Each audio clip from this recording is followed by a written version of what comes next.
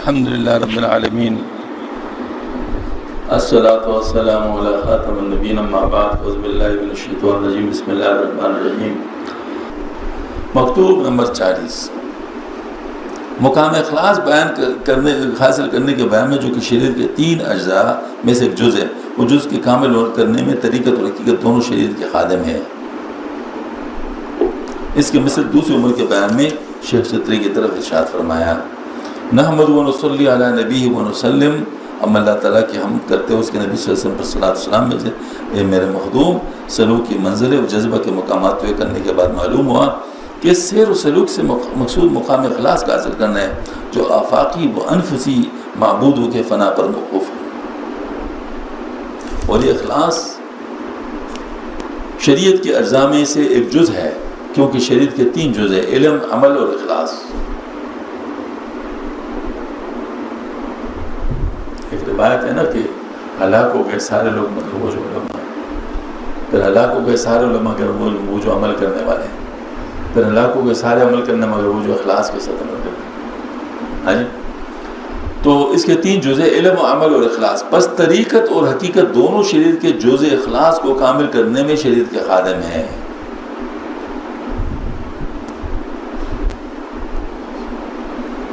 طریقت اور حقیقت، یہ طریقت اور حقیقت، طریقت پروسیجرز ہیں، حقیقت یہ انکشاف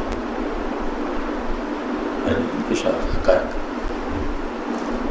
تو یہ دونوں جو ہے شریعت کے جز اخلاص کے کامل کرنے میں شریعت کا اصل مقصد تو یہی ہے، مگر شخص کی سمجھ یہاں تک نہیں پہنچتی۔ اکثر دنیا خواہ و خیال کے ساتھ مطمئن ہو گئے، انہوں نے اخروٹ اور منقع یعنی معمولی چیزوں کو کافی سمجھ لیا ہے، وہ شریعت کی کمالات کو کیا جانے، وہ طریقت و حقیقت کی اصلیت تک کیسے پہنچ سکتے ہیں۔ یہ لوگ شریعت کے پوس خیال کرتے ہیں اور حقیقت کو مغز جانتے ہیں، وہ نہیں جانتے کہ معاملہ کی حقیقت کیا ہے۔ وہ صوفیوں کی حالت سکر میں کئی ہوئی باطل باتوں پر دھوکہ کھائے ہوئے ہیں اور اعلی مقامات پر فرفتہ ہے۔ عطاہم اللہ سبحانہ سوا طریق السلام علینا وعلی من۔ یا اللہ یا کریم،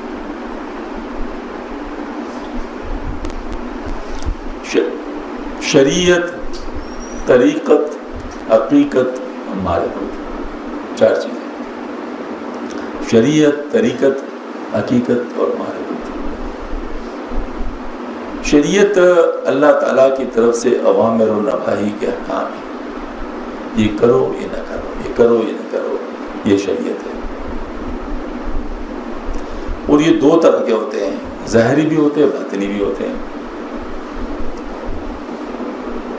پھر اس کے لیے جو رکاوٹ اور حجاب بنتا ہے، دل کے لیے حجاب ہوتا ہے اور نفس رکاوٹ ہے، دونوں میں فرق ہے۔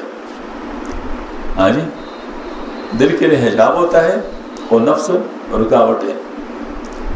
تو اب یہ جو حجابات دور ہو جائے، رکاوٹیں دور ہو جائیں، اس سے انسان پہ حقیقت کو لیں۔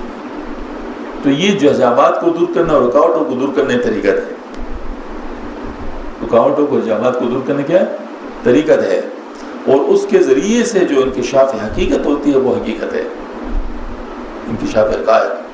انکشاف حقائق میں انسان کی اپنی حقیقت کا انکشاف ہے، اعمال کی حقیقت کا انکشاف ہے، احکام کی حقیقت کا انکشاف ہے، مطلب ان تمام چیزوں کے انکشافات اس پہ ہونے لگتے ہیں، حقیقت ہے۔ پھر ان تمام حقیقتوں کا لب لباب جو ہوتا ہے وہ معرفت ہوتا ہے۔ تمام حقیقتوں کا لب لباب کیا ہے؟ وہ معرفت ہوتا ہے۔ اور کیا کریں، یہ بڑی کیونکہ سردی لگتی ہے موسم سرما میں، حقیقت ہے۔ گرم کپڑے سردی کو دور کرتے ہیں، بچاتے ہیں اس سے، حقیقت ہے۔ ہاں جی، اور پھر جو ہے نا مطلب یہ ہے کہ گرم جگہوں پہ بیٹھنے سے، یعنی ہیٹر کے پاس بیٹھنے سے سردی دور ہوتی ہے۔ ہاں جی، یہ ساری باتیں، بہت ساری باتیں آپ کو اس موسم کی معلومات، تو اس سے آپ کو موسم کی معرفت حاصل ہو جاتی ہے، اس کے مطابق کام کرنا آپ کو ممکن ہو جاتا ہے۔ موسم سرما کی معرفت، وہ حاصل ہو گئی. ان تمام حقائق سے حقیقت ہے. ہاں جی، ان سے آپ کو مقام مطلب جو ہے وہ معرفت حاصل ہوتی. اسی طریقے سے اللہ جل شان کہ کائنات کے اندر جو بکھری ہوئی حقیقتیں ہیں، ان کے انکشافات ہونے سے انسان پہ اللہ کی معرفت ہوتی ہے اور اپنی معرفت ہوتی ہے، اس سے معرفت حاصل ہوتا ہے. پھر اس کے بعد انسان اس چیز کو جان لیتا ہے کہ کس وقت کیا کرنا ہے، کس وقت کیا کرنا ہے، وہ چیز جان لیتا ہے. یہ والی بات ہے.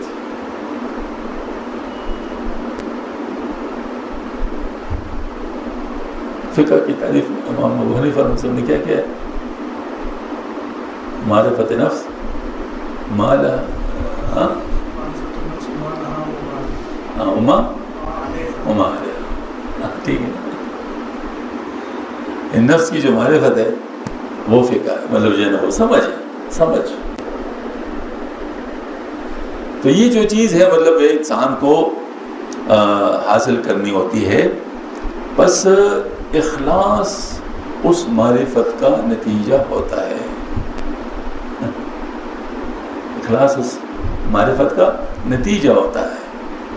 بغیر اس کے وہ انسان اخلاص حاصل نہیں کر سکتا. میں نے عرض کیا نا کہ جب مجھے پتہ چل گیا کہ سب کچھ اللہ نے کرنا ہے، میرے سارے کام اللہ کے پاس جانے ہیں، انا للہ و انا الیہ راجعون. آج جب سب چیزوں کا پتہ چل گیا تو مجھے پھر کسی اور کو راضی کرنے کا دن نہیں ہوگا، بلکہ صرف اللہ کو راضی کرنے کا ہی دن لگ جائے گا. ایسی صورت میں پھر صرف اللہ کو ہی راضی کروں گا، باقی لوگوں کی ناراضگی کی میں پرواہ نہیں کروں گا. یہ نہیں کہ میں ان کو ناراض کروں گا، یہ نہیں کرنا، ناراض کرنے کی بات نہیں ہے، لیکن یہ بات ہے کہ اگر اللہ کو راضی کرنے میں وہ لوگ ناراض ہوتے ہیں، مجھے ان کی ناراضگی کی پرواہ نہیں ہوگی. اگر اللہ کو راضی کرنے میں وہ ناراض ہوتے ہیں پھر مجھے ان کی ناراضگی کی پرواہ نہیں ہوگی. میں کہوں گا بھائی، ایک دفعہ جیسے وہ کنوینر تھا، میں ریکروٹمنٹ کمیٹی کا، تو کوئی صاحب آئے میرے پاس اور کہتے جی فلاں نے ٹیسٹ دیا ہوا ہے آپ کے پاس ہے، اور یہ آپ جو ہے نا بڑے غریب ہے اور یہ ہے وہ ہے. اب ظاہر ہے ان کو میں نے سمجھا دیا کہ بھائی آپ کو مجھ پر یقین ہے کہ میں صحیح فیصلہ کروں گا. کہتے بالکل آپ صحیح فیصلہ کریں. میں نے کہا پھر پرواہ کس کی ہے؟ ٹھیک ہے صحیح فیصلہ ہو جائے گا نا، پھر آپ کو پریشانی کیا ہے؟ اب اسے اس کا مسئلہ تو حل نہیں ہوتا تھا. تو کہتے جی بس وہ مجبور ہے، کیا ہے، بس اس کے ساتھ مہربانی ہو رہی ہے. اور میں نے کہا جتنے بھی لوگوں نے ٹیسٹ دیے سب مجبور ہیں، اس کا فیصلہ ہم نہیں کر سکتے کیونکہ اندر کے حالات کا تو ہمیں پتہ نہیں ہے نا ہر ایک. تو سب مجبور ہے، آپ کو صرف اپنے اس کا پتہ ہے، باقی لوگوں کو اپنے اس کا پتہ ہے. تو مجبور تو سارے ہیں. ہم لوگ تو مجبوری کی بنیاد پر فیصلہ نہیں کر سکتے، ہم تو میرٹ کی بنیاد پر فیصلہ کریں گے. جن کا حق ہوگا ان کو دیں گے، چاہے اس کے لیے منگوائی، مسئلہ حل نہیں ہوا، پریشانی مطلب وہ چاہے وہ کہ جا نہیں رہے، وہ ڈٹے ہوئے. میں نے کہا اب اس سے کھل کے بات کرنی پڑے گی، اس کے بغیر یہ مسئلہ حل نہیں ہو سکتا. میں نے کہا اچھا حضرت بس ایک کام کرے آپ، تو بس آپ کا مسئلہ حل ہے. میں نے کہا بس ایک چیز بتا دیں. کہتے کیا کریں؟ میں نے کہا یہ طریقہ بتا دو کہ تم بھی راضی رہو، اللہ بھی راضی رہے، بس پھر تو میں وہی کام کرتا ہوں. کوئی ایسا طریقہ بتا دو جس سے تم بھی راضی رہو اور اللہ بھی راضی رہے. اور اگر کسی بات سے اللہ کی ناراضگی ہوتی ہے اور تو ناراض ہو، مطلب کیا ناراضگی ہو تو اس سے راضی ہوتا ہے، تو میں اللہ کو ناراض نہیں کروں گا. خدا اس پر مزید بات نہیں ہو سکتی. دو ٹوک جواب دینا پڑ گیا. حالانکہ اس کو سمجھنا چاہیے تھا، پہلے ہی دفعہ سے سمجھنا چاہیے تھا نا کہ مطلب میں کیا کہہ رہا ہوں. لیکن اس کو سمجھ، اس کا نفس حائل ہو رہا تھا، نفس حائل ہو رہا تھا. وہ اس کے لیے سرنڈر نہیں کر رہا تھا، ٹھیک ہے نا؟ تو اس کے لیے پھر حکم یہی ہے کہ پھر اللہ کی بات ماننی ہے اور ان کی بات نہیں۔ حدیث شریف میں آتا ہے جس نے اللہ کی ناراضگی سے بچنے کے لیے مخلوق کی ناراضگی کی پرواہ نہیں کی، اللہ ان کے لیے کافی ہو جائے گا، اور جس نے مخلوق کی ناراضگی سے بچنے کے لیے اللہ کی ناراضگی کی پرواہ نہیں کہ اللہ تعالیٰ انہیں کے لیے، اللہ تعالیٰ ان کو اس مخلوق کے حوالے کر دیں گے کہ جو ان کے ساتھ جو کرنا چاہے کرے، اس کے پکڑ کو دور نہیں کریں گے۔ آج کل ہم دیکھ رہے ہیں کہ کیا ہو رہا ہے، کوئی بیٹی کے لیے اللہ کو ناراض، بیٹی اس کے ساتھ بے جھوٹی مارے، کوئی بیٹے کے لیے کر رہا ہے، بیٹا بیوی کے لیے بیوی اس کی شادی کر رہی، کوئی کسی ملک کے لیے کر رہا ہے تو وہ ملک اس کے ساتھ نہیں کر رہا ہے۔ الغرض یہ ہے کہ اللہ کو ناراض جس چیز کے لیے بھی کرو گے اسی سے مار